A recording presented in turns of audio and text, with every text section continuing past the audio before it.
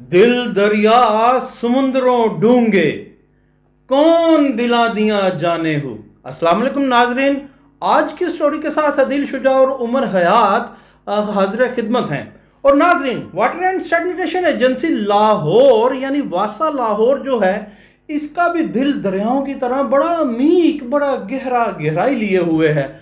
और कौन जाने कि इसके दिल में क्या क्या है, और इसकी तो गहराई का अंदाजा किया ही नहीं जा सकता। और अगर दरिया दिली की बात करें तो वासा लाहौर एक वाहिद मुल्क के अजीज में ऐसा बैंक है कि जहां पे आपके नाम का अकाउंट भले नहीं है, मगर वासा का फाइनेंस डिपार्टमेंट आपके करोड़ों रुपया मांगने पर दरिया दिली का मुजाहरा करते हुए आपको वो दान कर देगा करोड़ों रुपए के फंड्स। अब आपको एक मिसाल मैं देता हूं। मेरा नाम अदील शुजा है, ADEEL। ये किस तरह मुमकिन है कि ADIL के नाम का अकाउंट टाइटल हो और मुझे कोई बैंक पैसे दे दे। मुल्क भर में कोई बैंक इस तरह नहीं करेगा, मगर वासा एक वाहिद ऐसा बैंक है जो दरिया दिली का मुजाहरा करते हुए अदील शुजा के नाम के अकाउंट टाइटल की बजाय अगर कोई आदिल ADIL का अकाउंट टाइटल बनाएगा तो उसे भी करोड़ों रुपया दे देंगे। और आज की स्टोरी में सिर्फ एक स्पेसिफिक केस का हम जिक्र करेंगे कि जो AKBE और MWEB को टेंडर अवार्ड किया गया 2020 में, और आज से कमोबेश 8-9 माह कबल इसकी पैसे भी दे दिए गए दरिया दिली का मुजाहरा करते हुए, जबकि अकाउंट टाइटल वो नहीं था। इस पे मजीद तफसीलात जानते हैं उमर हयात चौधरी से, जो वाटर एंड सैनिटेशन एजेंसी पे बहुत ग्रिप रखते हैं, इन्वेस्टिगेटिव नाम है, आप खुद जानते हैं। जी उमर। जी, सबसे पहले तो आपका शुक्रिया। आपने भी जो इंट्रो दिया माशाल्लाह, और जैसे कि आपने तारुफ किया, तो वैसा में तो बहुत सारी बेज़ातियाँ हैं देखने को, लेकिन हम आज की स्टोरी में वन बाय वन स्टोरी आपके साथ शेयर करते चले जाएंगे। और आज की स्टोरी में हम शेयर करेंगे नश्तर टाउन डिवीज़न 1 की स्टोरी, जिसके एक्शन साहब हैं शम्स अय्यूब गुज्जर साहब। जैसा कि अदील शुजा साहब ने बताया कि लफ्ज़ों की हेरा फेरी की गई है और अकाउंट टाइटल बनाए गए, अकाउंट तक खुलवाए गए हैं, उसके बाद पेमेंट्स तक भी कर की गई। स्टोरी ये है कि सर एक टेंडर हुआ था 1 मई 2020 को, और टेंडर नंबर था 178। और कौम और हुक्मरानों के सामने आप बहुत गहरी बात और बहुत टेक्निकली बेज़ाब्तियाँ लेकर आए हम। और 178 टेंडर के मुताबिक नेम ऑफ वर्क था improvement of Yuhanabad and Nishtar colony lift station in Kahna sub division. और इसकी जो तखमीना मालियत थी वो 1,13,64,500 रुपये। इसका वर्क आर्डर जारी किया गया 10 जून 2020 को। वर्क आर्डर नंबर है 4575-4575-82। वर्क आर्डर का ये नंबर है, एक्सेप्टेंस लेटर है ये, जिसके मुताबिक अनाउंस किया गया ठेका MWEB और दूसरी फर्म AKBE। इसको ज्वाइंट वेंचर का नाम दिया गया कि दोनों फर्में ज्वाइंट वेंचर करके इसको लीड कर रही हैं, और इनको अनाउंस किया गया ठेका। और ये बात एक्सेप्टेंस लेटर से आगे चली जाती है, तो काम होते हैं नहीं होते हम उसके ऊपर नहीं जा रहे कि काम फिज़िकली भी हुआ है कि नहीं। अक्सर बहुत सारे फज पेमेंटें होती हैं, वासा में फज पेमेंटों का सीज़न बहुत ज़ोर शोर से जारी है। इसके ऊपर भी बात करेंगे, वन बाय वन करके करेंगे। अच्छा उमर, मैं आपको कतल कलामी कर रहा हूँ, मुझे ये बताइए, हमारे नाजरीन को ये बताइए कि ये पहले तो बात है ये आमियाना तरीके से कि हमें टाइम की किल्लत की वजह से इसे कंक्लूड जल्दी करना पड़ता है, वरना जिस तरह आपने कहा कि इसमें तो कई एम्बेजलमेंट्स हैं, कई क्यूरीज हैं, इसकी एनलिस्टमेंट थी कि नहीं, ये नाजरीन को बताइए। हाँ, ये बहुत इंपॉर्टेंट बात है कि हमने इंफॉर्मेशन एक्ट 2013 और रूल्स 14 के तहत कानूनी तौर पर, और काफ़ी सारे कानून्स हमने इसके ऊपर मेंशन किए तहरीरी दरख्वास्त में, कि कोई भी हमें रिकॉर्ड तलफ ना किया जाए, हमारा रिकॉर्ड, और कोई भी ऐसी चीज़ हमसे रोकी ना जाए। ये जो हमारा बुनियादी हक़ है पाकिस्तान के आर्टिकल 19 अलफ के तहत, ये हमारा बुनियादी हक़ है। और इसके बाद सेक्शन जितने भी हैं वो मैंने बीच में लिखे हुए हैं, तो उसकी डिटेल में तो नहीं मैं जाता, लेकिन फिर भी हमें कुछ प्रोवाइड किए गए डॉक्यूमेंट्स और कुछ नहीं किए गए। फिर भी हमने बारहा लिखा है M&S P&S को कि हमें इसकी फर्म्स की अलिशमेंट दी जाए, अनिशमेंट, और उन्होंने हमें लिख कर दिया तहरीरी के MWEB और AKBE ये दोनों फर्मों की हमारे पास रजिस्ट्रेशन महकमा वासा में मौजूद नहीं है। ये बड़ी हैरत की बात है कि अगर इसकी महकमा वासा में अगर इसकी रजिस्ट्रेशन नहीं है तो क्यों इसको ठेका अनाउंस किया गया और इसने हिस्सा कैसे ले लिया।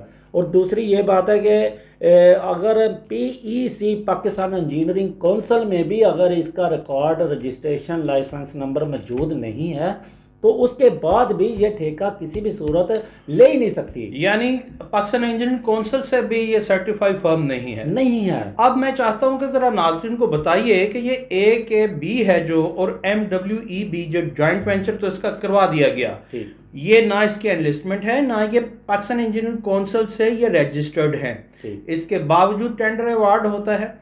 और इनमें जो नाम की हेरा फेरी की गई है वो बताइए। नाम की जो हेरा फेरी की गई है, क्योंकि हमने जब इसके ऊपर वर्क किया और बाज़ाब्ता तौर पर, तहरीरी तौर पर और फ़ोन कॉल पर आमने सामने बैठकर बारहा मौका मांगा कि ये MWEB MD वासा साहब भी कह रहे हैं, DMD साहब भी कह रहे हैं, अक्सियन हजरात कह रहे हैं कि ये हमने कभी भी इस फर्म का नाम तक नहीं सुना महकमा में, ये कौन सी फर्म है, ये आप ही मुझे बता रहे हैं। तो मैंने जब उनको कैश वोचर का जो मेरे पास मौजूद है इस वक्त भी और इंफॉर्मेशन एक्ट तहत के तहत हमने मांगा रिकॉर्ड, उसमें भी MWEB-AKBE का भी वोचर मौजूद है जिसके ऊपर चेक काटा गया, अकाउंट खुला और इसी अकाउंट में इसी नाम के एज इट इज़ उसको पेमेंट कर दी गई। टोटल की टोटल पेमेंट 2 इंस्टॉलमेंट में हुई है। पहली पेमेंट हुई थी 1 मार्च 2021 को, जिसका जो है और ये चेक कितने नंबर पेमेंट है थी? जी, चेक नंबर है 616746 और 1 मार्च 2021 और 97,36,544 रुपए की पहली पेमेंट इनको कर दी गई इस फर्म को। चूँकि और सेकंड पेमेंट जो हुई है वो 27 अप्रैल 2021 को हुई है, 27 अप्रैल 2021 को। इसका चेक नंबर है जी 1783826621, ये चेक नंबर है इसका, जिसमें पेमेंट हुई है 24,06,126 रुपए की। अच्छा उमर, ये फरमाइएगा कि आपने MD साहब से भी बात हुई, DMD साहब से भी बात हुई, हम लोगों ने मौक़िफ़ भी आपने भी लेने की कोशिश की, उन्होंने ये कैटेगोरिकली कह भी दिया कि कोई फर्म नहीं है, इसके बावजूद पेमेंट्स वाउचर्स सामने आ गए। फाइनेंस डिपार्टमेंट है जो वासा का वो सोया हुआ है। और मैं चाहता हूं कि मेरे नाज़रीन को बताइए आप कि अगर एक फुल स्टॉप, एक कोमा या एक वो वक्फ भी हो दरमियान में तो फाइनेंस डिपार्टमेंट की जानिब से क्या बिल इशू किया जाता है? नो, ये कोई बिल्कुल कतन कोई कानून नहीं है।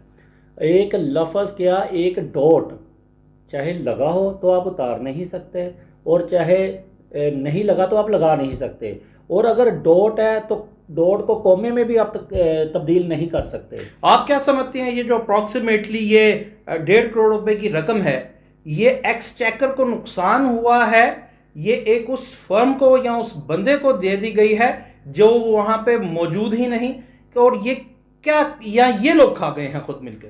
बेसिक ये होता है कि इन्होंने तो फर्जी फर्म बनाई है, अब इसके पीछे मुहरकात क्या है ये तो चोर जाने और उसकी जो है स्टोरी वो जाने। तो हम तो इसके ऊपर काम कर रहे हैं कि एक फर्म जो मौजूद ही नहीं है लफ्ज़ बाय लफ्ज़, और बार बार मैं यही रिपीट कर रहा हूँ कि एक डॉट को कौमे में तब्दील नहीं किया जा सकता और डॉट उतारा लगाया नहीं जा सकता, वो इतने सारे हरफ कैसे उतर सकते हैं। तो हमने जब एक्शन साहब से बात की और मौक़िफ़ मांगने की कोशिश की, तकरीबन 20-25 मिनट उन्होंने मुझसे बात ज़रूर की, लेकिन बात में वो गोल चक्कर देते रहे, दूसरी तीसरी बातें करते रहे। मैंने कहा कि आप मुझे सीधा सीधा मौक़िफ़ क्यों नहीं देते कि आप जो 20 मिनट आपने मुझसे ज़ाया किए हैं उसमें आप 4 हरफी जो लाइसेंस नंबर है वो बता दें।